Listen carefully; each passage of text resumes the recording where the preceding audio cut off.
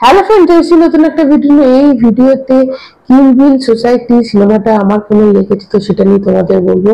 তো প্রথমেই বলবো যে এই সিনেমাটা বলা হচ্ছে যে হেমলক সোসাইটির সিকুয়েল। যদি তোমরা এইটা ভেবে হলে যেতে যাও এবং হেমলক সোসাইটি তোমাদের খুব ভালো লেগেছে, তারপর তোমরা এটা দেখতে গেলে সিকুয়েল বলে, তাহলে অবশ্যই তোমরা একটু হতাশ হবে, একটু না অনেকটাই তোমরা হয়তো হতাশ হবে।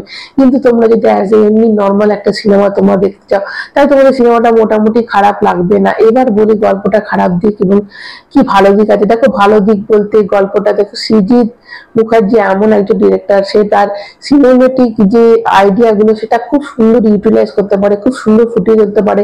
সে মানুষের যে ইমোশন আছে এই ইমোশনের সাথে খেলা করার মানে ইমোশনটাকে ধরে নিয়ে গিয়ে কিরম করে সিনেমাতে প্রয়োগ করতে হয় এই জিনিসগুলো কিন্তু খুব ভালো করে জানে এবং খুব ভালো করে করে। এবং গানের খুব ভালো আইডিয়া আছে, কোন মানে সেটা বোঝাই যায় ওনার সিনেমাতে যে গানগুলো থাকে, গানগুলো খুব মিনিংফুল গানগুলো হয় এবং সিচুয়েশন ওয়াইজ গানগুলো কিন্তু অ্যাপ্রোপ্রিয়েট লাগে। তো সেটা ভালো। অবশ্যই এখানে অভিনয় ভালো এবং অভিনয়ের মধ্যে আমি সব থেকে বেশি ভালো অভিনয় বলবো এখানে চমক যেটা, সেটা হচ্ছে বিশ্বনাথ বসুর অভিনয়। এবং এই সিনেমাতে ওনার জন্য সিনেমাটা অবশ্যই তোমরা সিনেমাটা দেখতে যেতেই পারো। সিনেমাটার এত কমিক টাইমিংটা এত ভালো, ডায়লগ থ্রি এত ভালো, এখানে ডায়লগ গুলো ভীষণ সুন্দর। যেটা সৃজিত মুখার্জির একটা অবশ্যই ওয়ান লাইনার যে ডায়লগ গুলো দেয় সেগুলো ভীষণ সুন্দর হয়েছে। এবং অবশ্যই এখানে মানে সবারই অভিনয় খারাপ নয়, অভিনয়গুলো সব থেকে বেশি আমি ভালো বলবো বিশ্বনাথ বসুর। এবং দেখো মানে এই পরমব্রত চ্যাটার্জির অভিনয় যদি কেউ সুন্দর করে বার করতে পারে সেটা হচ্ছে সৃজিত মুখার্জি। প্রত্যেকটা সিনেমায় দেখো সেটা এত সুন্দর করে ফুটিয়ে গেলে, সত্যি বলে সত্যি কিছু নেই, এত ভালো সিনেমাটা লেগেছে। সেই জন্য অনেকেই ওই সিনেমাটা দেখার পর সৃজিতের এই সিনেমাটা দেখতে যাবে। তো সৃজিতদার এই সিনেমাটা দেখার তোমরা যদি মাথা ফ্রেশ করে ব্ল্যাঙ্ক করে সিনেমাটা দেখতে যাও তাহলে তোমাদের ভালো লাগবে। কিন্তু মাথার মধ্যে যদি তোমাদের এটা থাকে যে হেমলক সোসাইটি, মাথার মধ্যে তোমাদের যদি থাকে যে সত্যি বলে সত্যি কিছু নেই, তাহলে সিনেমাটা তোমাদের অতটা কিন্তু ভালো লাগবে না। এটাই আমি বলবো যে সিনেমাটার মধ্যে অবশ্যই একটা সুন্দর গল্প আছে। এইটা অ্যাঞ্জেলিনা জোলি জানো মানে থেকে ইন্সপায়ার হচ্ছে, গল্পটা রিয়েল গল্প থেকে ইন্সপায়ার হয়েছে। তো এখানে যে নায়িকা রয়েছে তার সে মানে ইউটিউবার, তো তার বেশ ভালো নাম করেছে। তো হঠাৎ মানে ইনস্টাতে তার ভিডিও দিয়ে সে খুব ফেমাস। তো হঠাৎ তার একটা এমএমএস লিক হয় এবং সে সেটা নিতে পারে না এবং তার ডিপ্রেশন আছে এবং সে ঠিক করে যে সে সুসাইড করবে। তো সুসাইড করতে নিজেও সে পাচ্ছে না, তো মৃত্যুঞ্জয় করকে সে হায়ার করে যে তাকে যেন হেল্প করা, যেটা তোমরা হেমলক সোসাইটিতে দেখেছিলে আনন্দ করে। এবার এইখানেই নেগেটিভ দিক এটাই হচ্ছে যে আনন্দ করের সাথে মৃত্যুঞ্জয় করের তোমরা যদি কম্পেয়ার করো তাহলে অবশ্যই আনন্দ করো অনেক অনেক এগিয়ে থাকবে।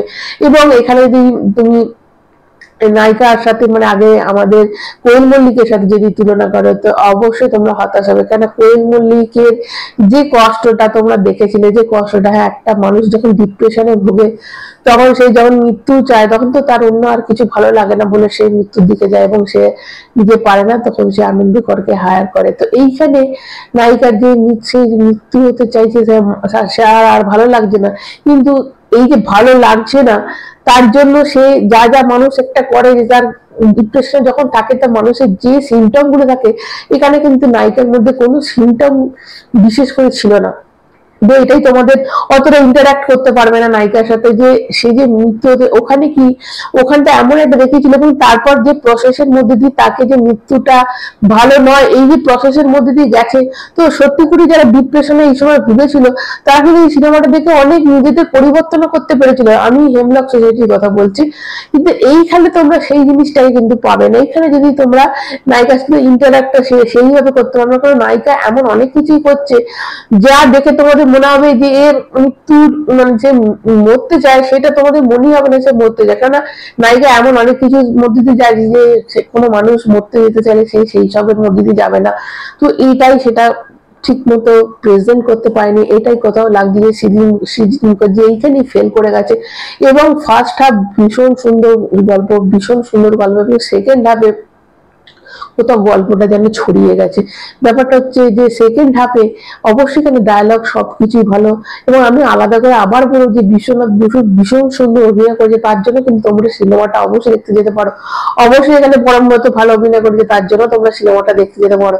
তো এইবার দেখো সেকেন্ড হাফে এখানে সাব প্লট গুলো এত ঢুকিয়ে দিয়েছে যে মেইন যে প্লটটা, মেইন যে গল্পটা, সেটা কোথাও একটু ছড়িয়ে গেছে। এটাই আমার মনে হয়েছে যে গল্পটা ঠিক মতো যদি আর একটু ছোট সিনেমাটা হতো তাহলে সিনেমাটা আরো ভালো হতো।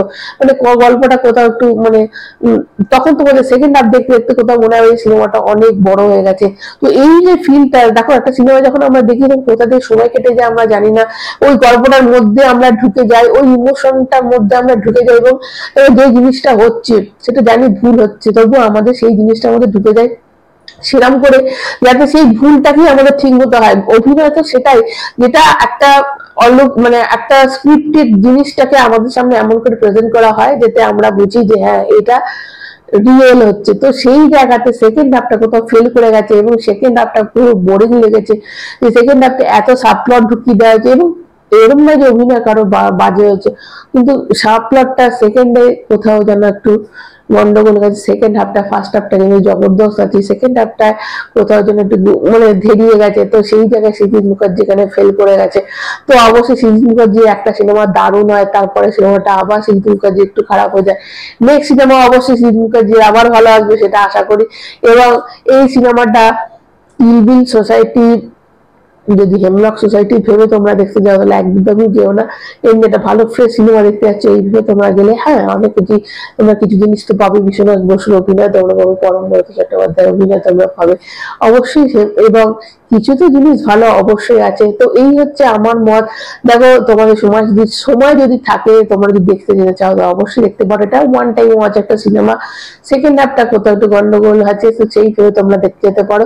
তো আপাতত এইটুকুই ভালো। যারা যারা দেখেছো অবশ্যই কমেন্ট করে জানাবে তোমরা কারা দেখেছো, তোমাদের কেমন লেগেছে।